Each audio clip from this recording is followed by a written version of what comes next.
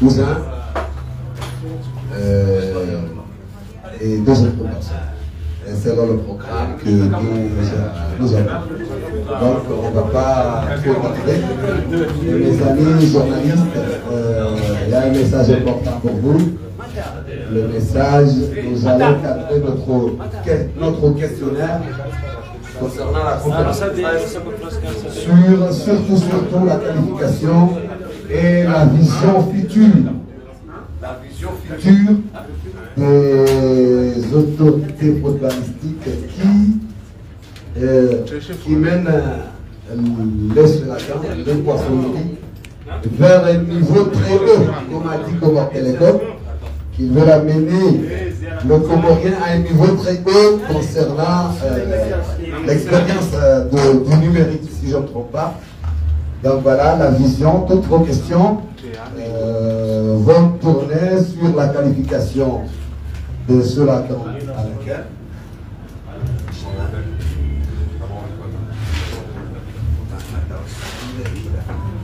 Boss, il y a un collier de fleurs pour toi. Boss peinture. Notre artiste.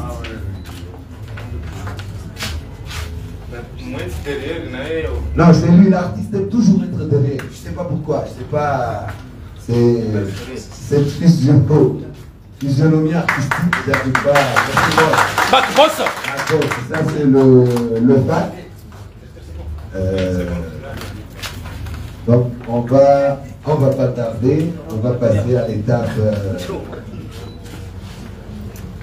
de remise des attestations.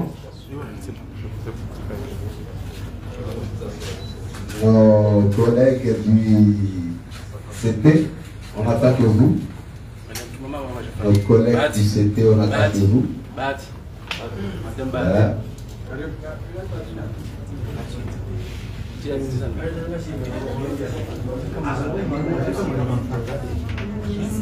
Donc, c'est une occasion.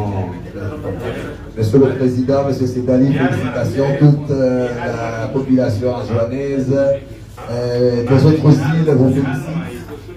Veribia, Monsieur Stéphano, bravo, bravo. Ça nous fait une grande fierté parce que même nos enfants de 4 ans, 3 ans vous connaissent très bien. On a assisté aujourd'hui à une ambiance euphorique lors de votre arrivée à Wani. Voilà, maintenant c'est. Voilà, c'est pour le coach. La couleur verte, c'est pour le coach. Salam alaikum.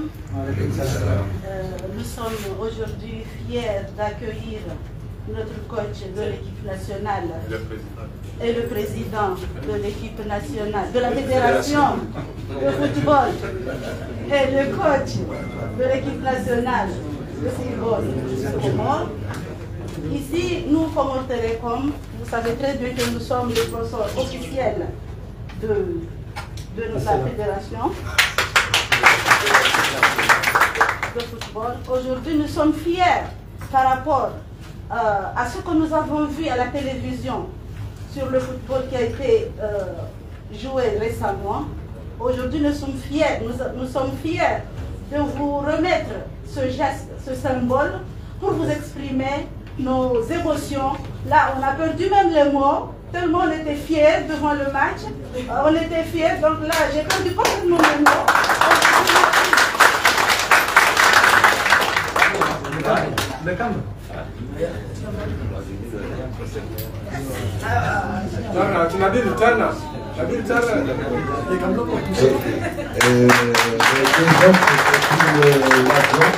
Le préparateur physique est Monsieur Sassa. Je me permets, Monsieur Sédali, s'il vous plaît, ça c'est un grand honneur pour.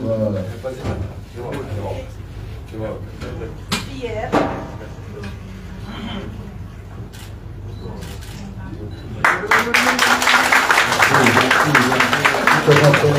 Comore Télécom, le plus puissant en réseau. Et après, le coach, le préparateur physique.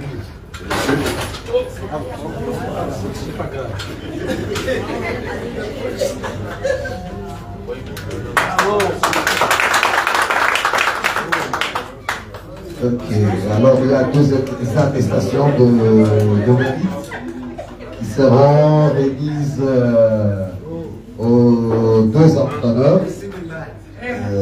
Une femme.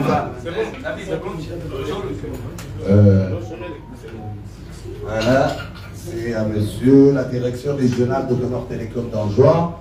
Remet cette attestation d'honneur aux héros de l'équipe nationale des Comores. À monsieur Stéphano Cousin.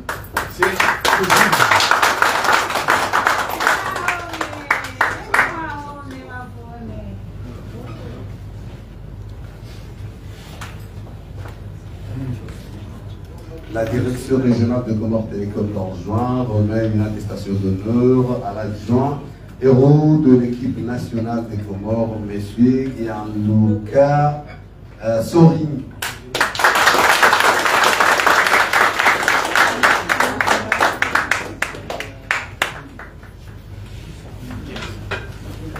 Alors, mes chers amis journalistes, je pense qu'on ne va pas tarder. On va commencer parce que le programme est... Voilà, comme je l'avais rappelé en coulisses, avant que le public soit là, nous orientons notre conférence de presse sur la qualification de Solacante à laquelle, et puis, performance de l'équipe va y être automatique et les visions futures pour les responsables. Et le coach et la fédération, les visions futures pour pousser le bouchon plus haut. On ne va pas tarder et nous sommes très fiers parce que là où on est, c'est la ville d'or. Notre fils comorien joannais, Chouchou Yassine Bourhan, a renversé les lutteurs. Et ça a été de la magie. Vous m'excusez un peu. On a exposé le tableau fait par l'artiste. Journaliste, j'ai écrit l'article le vendredi matin, sorti à la Gazette. Le soir, Yassine a fait comme ça. Voilà, les amis journalistes, vous avez la parole et je commence par moi-même. Une question qui parle de l'unité nationale. Monsieur le Président de la Fédération.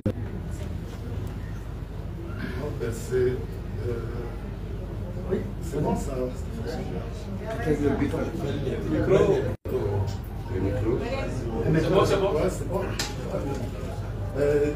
Disons que, comme tout le monde a pu le constater, le sport, et surtout le football, c'est un facteur d'unité. Ça véhicule certaines valeurs pour nos jeunes, surtout nos jeunes sportifs, nos jeunes footballeurs. Ça les aide à grandir. Et je pense que beaucoup de nos jeunes à travers les îles prennent exemple sur leurs aînés qui jouent en équipe nationale. Et je pense que c'est un message très fort parce que quand on est tous unis, quand on est ensemble, on peut aller plus loin, on peut aller plus haut. Donc c'est le message que je voulais donner. Et puis il faudrait surtout qu'on s'inspire des valeurs du football ou des valeurs du sport, notamment le mérite, les compétences, c'est ce qui fait la différence. Merci de nous être venus nombreux, ça fait vraiment plaisir de vous voir tous. Et bah, écoutez, la réaction, bien sûr, on est content, on est satisfait parce qu'on est on a la chance d'avoir en fait un gouvernement qui met vraiment les moyens pour nous faire créer des grosses conditions. Il y a une fédération qui est super compétente et qui a une vision, parce que quand on a commencé le projet, maintenant c'est facile à dire, mais nous on a commencé il y a plus d'1 an, et c'est des choses qu'on se disait il y a 1 an, qu'il fallait reconstruire, il fallait chercher des jeunes, il fallait que ce soit les meilleurs qui jouent. Et comme a dit le président, on ne regarde pas s'ils viennent de Marseille, de Paris, de Grande Comore ou d'Anjouan. C'est les meilleurs qui doivent jouer. Et donc, si vous voulez, nous on est contents parce que malgré qu'on reconstruit l'équipe, on a quand même réussi à faire des résultats. Et bien souvent, une équipe nationale, ça reflète aussi un pays. ça reflète aussi les valeurs d'un pays. Et je suis content parce que je pense qu'on a une des équipes les plus correctes. On ne fait pas beaucoup de fautes, on ne prend pas beaucoup de cartons. C'est une équipe qui joue au football, c'est une équipe qui a toujours une bonne mentalité. Et ça aussi, parce qu'il y a gagné et gagné. Mais aussi, je pense qu'il faut aussi gagner avec la manière. Et c'est pour ça que je suis fier et très très orgueilleux parce qu'on a la chance d'avoir une belle génération de joueurs.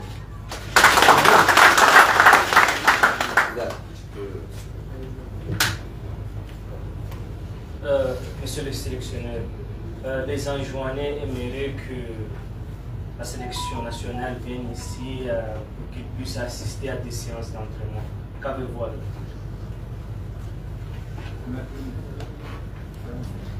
Bon, sincèrement, ça c'est une chose qui plairait beaucoup aussi à la fédération et aux joueurs. Maintenant, il faut qu'on se dise la vérité. Le problème, c'est quoi? C'est la gestion du temps. Parce que généralement, les joueurs, ils jouent en Europe le samedi ou le dimanche, ils prennent l'avion, ils arrivent ici le lundi. Nous, déjà, le vendredi ou le jeudi, on a déjà un match. Donc c'est un peu compliqué, malheureusement, par rapport au transport. Mais c'est pas dit qu'on ne va pas travailler pour. Parce que je pense qu'à la fin, ça serait une première et ça serait important de le faire. Donc si on arrive à trouver un bon créneau ou des dates FIFA, par exemple, où il y a des matchs amicaux, etc., ça peut peut-être nous permettre de le faire. Je voudrais juste ajouter que nous, on rêve de ça. Parce qu'on sait que si le coach et son staff, et si les joueurs arrivent à atteindre leurs objectifs et à faire de tels résultats, c'est parce qu'il y a le soutien. Et puis, un an de votre projet, il serait qui? Et pourquoi? La première règle, quand on parle d'une équipe, c'est que la star, c'est l'équipe. Il n'y a pas un joueur qui est au-delà de l'équipe. Et on l'a démontré durant ces qualifications. On a eu des joueurs très importants qui ont manqué dans des matchs clés et l'équipe a gagné. Donc ça veut dire que c'est cet état d'esprit-là. C'est le même que je vois dans vos yeux à vous, dans votre travail, dans votre vie commune. Quand il se passe quelque chose, moi hier j'étais rendre visite à une famille qui était endeuillée par exemple, c'est tout le village qui était autour. Et donc ça veut dire quoi? C'est le groupe qui gagne, c'est pas un individu. Donc moi personnellement je remercie tous les joueurs, aussi bien le petit jeune qui s'est seulement entraîné que les joueurs plus affirmés qui nous ont permis de gagner les matchs.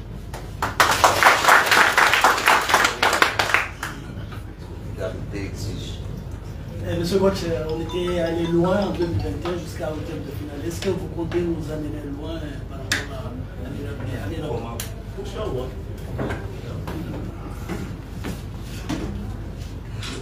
Écoutez, vous savez, je pense que dans le sport comme dans la vie, la chose la plus facile, c'est le bavardage. C'est de promettre des choses comme ça sans aucune logique. Nous, ce qu'on peut promettre à notre niveau, au niveau du staff technique, c'est de mettre vraiment tout notre professionnalisme et notre expérience au service de l'équipe pour qu'on puisse avoir les meilleurs résultats possibles. Hein? Mais on continue? Oui.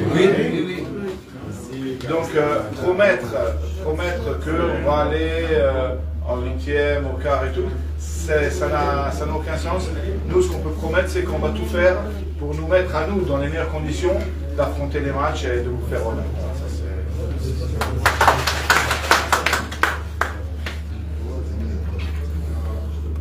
Oui, Monsieur le Président, je demande votre permission d'avoir. Pourquoi le contrat du coach a été établi pour 2 ans, pendant que nous sommes déjà dans des résultats positifs? Pourquoi c'était seulement 2 ans? Quel est l'avenir du club après ces 2 ans? Merci. En fait, quand on a établi, c'est comme ça qu'on s'est entendu les deux parties, avec le coach, son agent, mais bien sûr que nous souhaitons et nous comptons le conserver puisqu'on a des éliminatoires de Coupe du Monde aussi. Il y a la CAN en décembre et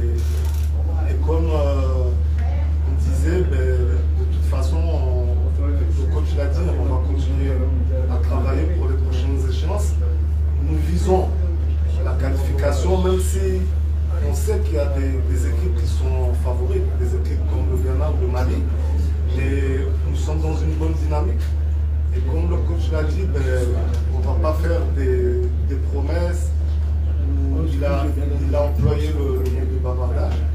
Et nous ferons en sorte avec le gouvernement de créer toutes les conditions pour que ça se passe aussi bien pour les éliminatoires de la CAN, parce que vous avez vu que ça n'a pas été facile avec des équipes comme la Gambie, Madagascar, la Tunisie, toutes les trois qui ont une plus grande expérience que nous, qui ont atteint pour certains les quarts de finale, pour la Tunisie qui a déjà gagné la CAN. Donc, mais en travaillant, en y croyant, en étant unis, comme je l'ai dit,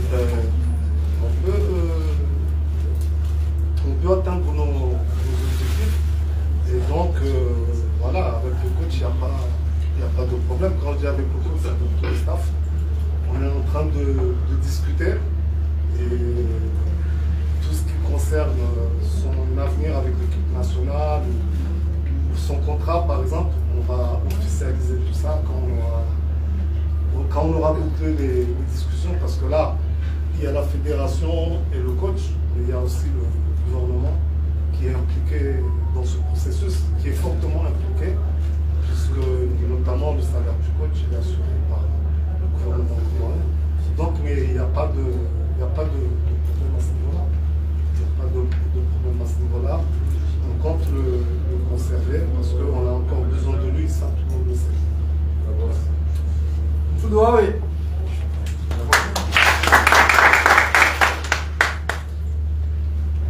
Par rapport au temps qu'on s'était donné, et 2 questions, et puis voilà. Son Excellence, Monsieur le Coach. C'est le journaliste de Comore Magazine. Ma question est quel ajustement prévoyez-vous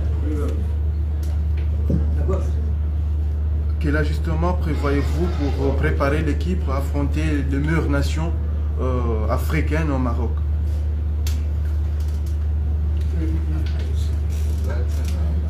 Disons que la chance qu'on a, c'est qu'on a des matchs de Coupe du Monde qui vont nous permettre en fait aussi bien de jouer nos chances pour la Coupe du Monde que de nous préparer pour la CAN. Parce qu'en fait, quand on fait un projet comme ça, c'est comme quand on veut aller en haut de l'Everest, il ne faut pas regarder la pointe, il faut s'accrocher sur chaque pierre petit à petit et avancer. Nous, on est en construction, on va travailler sur les joueurs qu'on a, on va essayer de renforcer l'équipe. Il y aura des échéances au mois de mars, il y aura 2 matchs, Inch'Allah à domicile. Mois de juin, les matchs amicaux, et septembre-octobre, il y a encore d'autres matchs. Tous ces matchs-là nous permettront de nous approcher à la CAN dans les meilleures conditions, parce que c'est des matchs officiels et c'est le meilleur moyen pour se préparer. Salam alaikum. Monsieur le coach, RTN, Radio-Télévision, quelle est votre vision par rapport à l'équipe nationale à l'échelle internationale? D'avancer avec humilité, mais sans se fixer de limites. Ça paraît un paradoxe, mais ce n'est pas, dans le sens que moi j'ai essayé de transmettre l'idée avec le staff technique qui m'accompagne, avec la fédération, parce que la fédération et l'État, ils mettent les moyens pour mettre les joueurs dans les meilleures conditions. Les joueurs ne peuvent pas se plaindre au niveau de l'hôtel, du transport, etc. Donc nous, au niveau du staff technique, notre objectif c'est d'être toujours plus fort. Et si on a gagné 23 places, si je ne me trompe pas, non, 27 places en un an, ça veut dire qu'on peut faire encore mieux. Il faut toujours chercher à faire mieux. C'est le sport, c'est la vie. Le sport, c'est pas différent de la vie. Il faut chercher toujours à faire mieux, à être plus compétitif. Et en même temps, par contre, il faut garder l'humilité. Il faut toujours respecter les adversaires. Il faut se donner le 100%. Si on continue sur cette voie-là, je pense qu'on va se faire plaisir. Dernière question. Alors toi. C'est une question qui s'adresse à M. le Président. Vous savez qu'en Afrique, il y a parfois des joueurs qui se révoltent parce qu'il y a des questions de primes. Est-ce que vous nous assurez que les joueurs que nous aurons d'ici la CAN 2025 n'auront pas de problèmes de primes, etc., avec la fédération ou avec le pouvoir?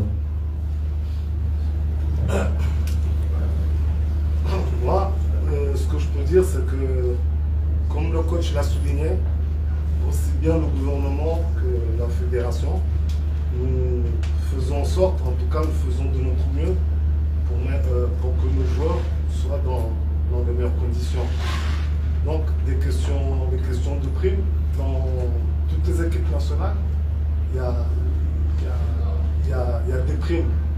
Il y a des primes, quelquefois vous avez des pays qui donnent par exemple, enfin j'en connais, qui donnent que des primes par exemple de victoire. Il y en a qui donnent que des primes de présence sous forme de per diem. Enfin je connais au moins une fédération qui le fait. Il y en a comme nous qui donnent des primes de présence, des primes de victoire. Bien sûr, il y aura aussi les primes de qualification, mais je pense que ce n'est pas un sujet très important parce que de toute façon, aussi bien nous, vous, les joueurs, savent qu'on ne peut pas faire au-delà de nos moyens. Tout ce que je peux dire, c'est qu'il y a des pays qui ont plus de moyens que nous, mais qui ne font pas et qui n'en font pas autant. On peut aller regarder, on peut aller chercher. J'ai au moins une quinzaine de fédérations facilement et de pays qui ont plus de moyens que nous, mais qui ne font pas ce que le gouvernement et la fédération font. Donc j'espère et je pense que, parce que c'est vrai, il ne faut pas le cacher, c'est des problèmes qui se sont déjà posés et qui peuvent se poser, mais c'est des choses surtout qui doivent faire l'objet de discussions. Mais donc, quand je dis de discussions dans un climat vraiment apaisé, dans la sérénité, et tout en pensant avant tout à l'intérêt de la nation. Parce que c'est un pays qui traverse, on le vit tous, on a beaucoup de difficultés. Je ne vais pas dire toutes les difficultés que les Comores ou des pays comme les Comores vivent chaque jour, mais tout le monde le sait, je ne vais pas entrer dans les détails. Et je pense que nos joueurs, parce que ce sont nos enfants de la diaspora qui sont dans un autre cadre, qui vivent, on va le dire, peut-être, pas peut-être, certainement beaucoup mieux que nous. Donc ils doivent, c'est normal, penser à eux, mais penser au pays et penser à tous les citoyens que vous êtes. Il faut qu'ils se posent la question de savoir comment le Comorien vit tous les jours. Ils sont déjà venus, ils sont allés dans leur ville, les villages respectifs.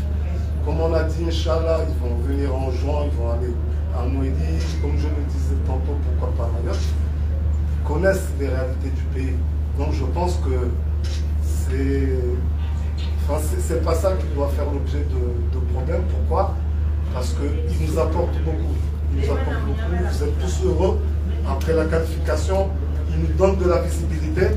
Mais je vais dire aussi que nous aussi, le pays, vous les supportez. Et nous, en tant que fédération, on leur donne de la visibilité. Parce qu'il y a beaucoup de joueurs qui sont dans leur club et qui voudraient aller jouer, partir à la CAN. Et qui voudraient aussi jouer des éliminatoires